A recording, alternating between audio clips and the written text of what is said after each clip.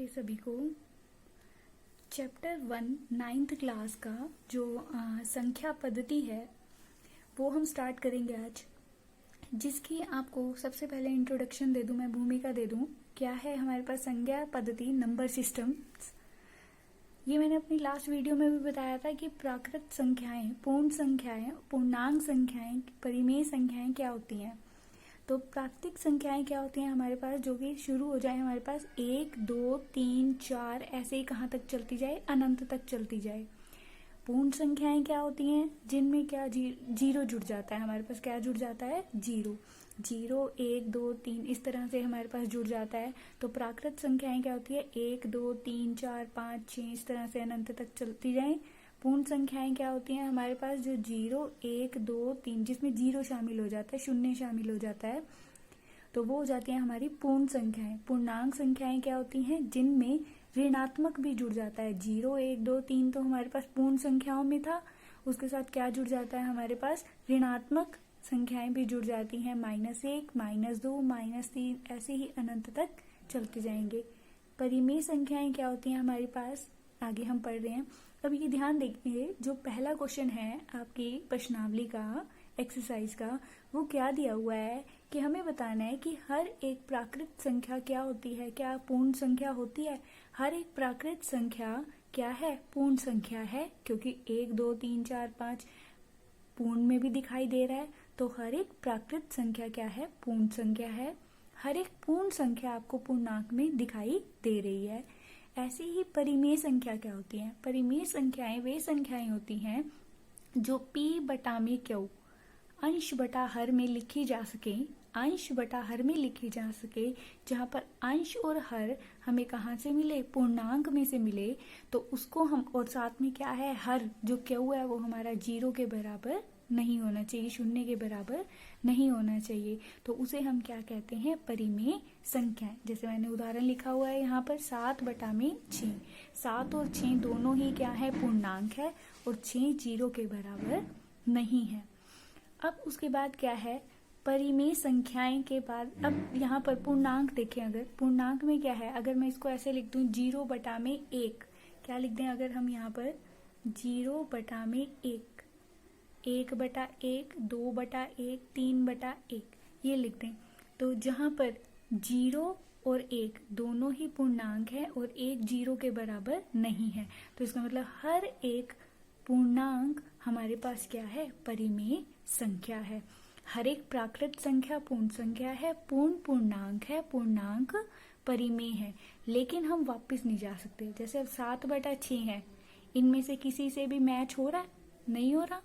तो 7 बटा 6 एक परिमेय संख्या है, लेकिन ना ही वो पूर्णांक है, ना ही वो पूर्ण है, और ना ही वो प्राकृत संख्या है। अब आगे बात करते हैं हम अपरिमेय संख्या की। अपरिमेय संख्याएं क्या होती हैं?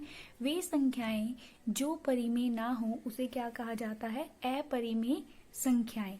जो संख्याएं p बटा क्यू में ना लिखी जा सकें, ऐसी संख्याओं को हम क्या कहते हैं? अभी के लिए फिलहाल आप सिर्फ ये याद रखें कि जो वर्गमूल, जिनके वर्ग हम वर्गमूल नहीं निकाल सकते, वो क्या बन जाएंगे? हमारी अपरिमेय संख्या। इसको डिटेल में हम विस्तार से हम 1.2 में पढ़ेंगे। अपरिमेय संख्याएं वे संख्याएं होती हैं जो परिमेय ना हो। जैसे अगर हम यहाँ पर वर्गमूल 4 देखें, वर्गमूल 4 के गुणनखंड क्या बनते हैं हमारे पास? 2 गुना 2। तो 2 गुना 2, 4 का हम वर्गमूल निकालेंगे तो क्या आएगा? 2, जो एक अपरिमेय संख्या नहीं है। 2 क्या है अपने पास?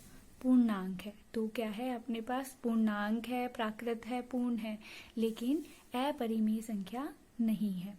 जिनके हम वर्ग नहीं बना सकते, पूर्ण वर्ग नहीं बना सकते, उनका वर्गमूल हमारा क्या कहलाता है? अपरिमेय संख्या। अब इसके बाद हम पढ़ते हैं प्रश्नावली के क्वेश्चन है, एक्सरसाइज के क्वेश्चंस हैं। क्या क्या है?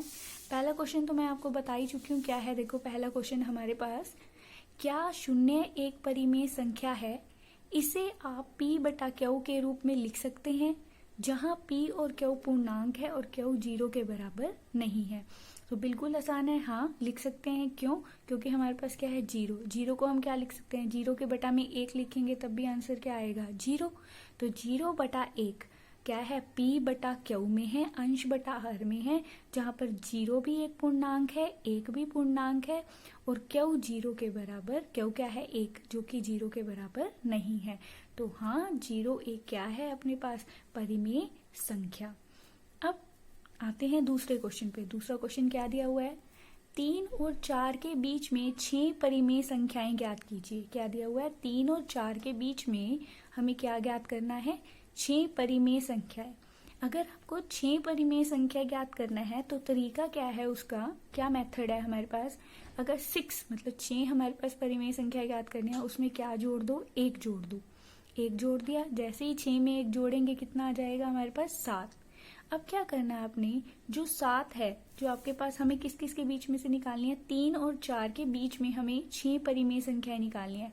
तो 3 और 4, 3 बटा 1 लिख दो, उसको क्या कर दो, 7 से ही, अंश को भी 7 से गुना कर दो और हर को भी 7 से गुना कर दो।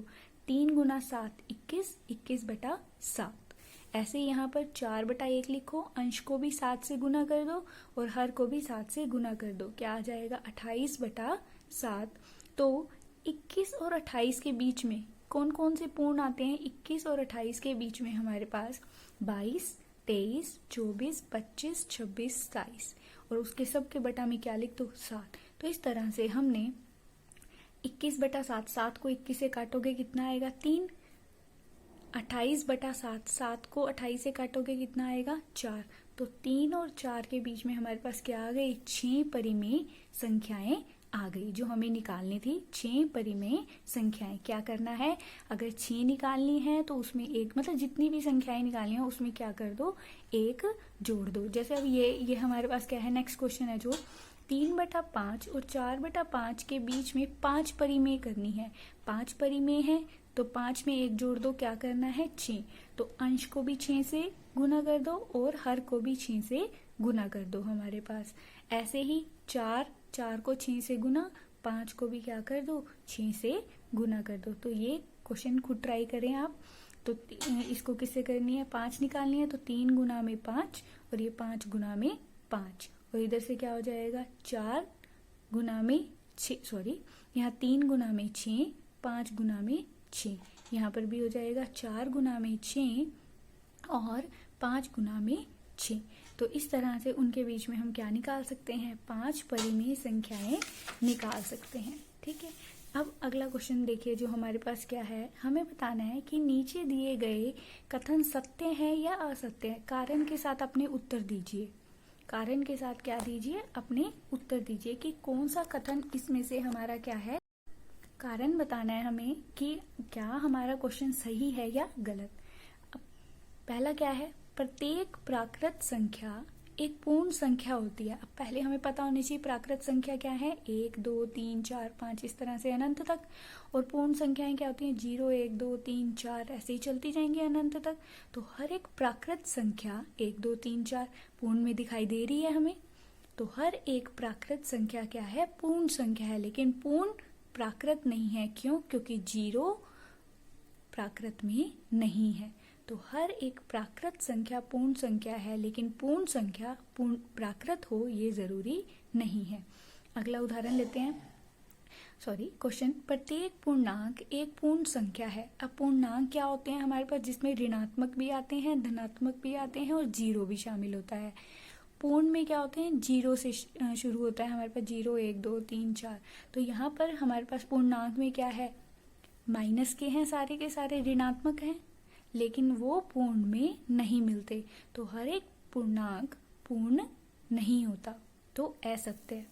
अगला क्या है, प्रत्येक परिमेय संख्या एक पूर्ण संख्या होती है, असत्य है। क्यों, क्योंकि 2/3 हमें पता है, कोई भी उदाहरण ले सकते हो आप इसमें, 1/2 3/4, 2/3 क्या है, एक परिमेय संख्या तो है, लेकिन ये क्या है, पूर्णांक नहीं है। अगर हम इसको ऐसे देखा जाए तो हमारे पास क्या, अगर मैं इसको बिल्कुल इजी तरीके से बताऊं, पहले यहाँ पर क्या रखो, हमारे पास प्राकृत संख्याएं, तो हर एक प्राकृत संख्या हमारे पास क्या है, पूर्ण संख्या है। हर एक प्राकृत संख्या क्या है, पूर्ण संख्या है। और पूर्णांक क्या है, पूर्ण क्या है, पूर्णांक जब हमारे पास, देखो प्राकृत में क्या होता है, 1 2 3 4 5 अनंत तक चलते जाएंगे। पूर्ण में क्या आ जाता है, हमारे पास 0 शामिल हो जाता है, शून्य शामिल हो जाता है, 0 1 2 3 4 5। पूर्णांक में क्या हो जाते हैं, हमारे पास माइनस के ऋणात्मक शामिल हो जाते हैं हमारे पास। और उसके बाद हमारे पास क्या है, देखो हर एक प्राकृत पूर्ण है, पूर्ण पूर्णांक है, और पूर्णांक हमारे पास क्या है, परिमेय है। परिमेय है, तो हम वापस नहीं जा सकते, ऐसे जा सकते हैं प्राकृत पूर्ण पूर्ण पूर्णांक पूर्णांक परिमेय, लेकिन परिमेय पूर्णांक नहीं होता, पूर्णांक पूर्ण नहीं होता, और पूर्ण प्राकृत नहीं होता। तो ये हमारी थी पहली प्रश्नावली 1.1, हमारे 1.1। आगे नेक्स्ट एक्सरसाइज करेंगे अगली वीडियो में, अगले लेक्चर में। Thank you.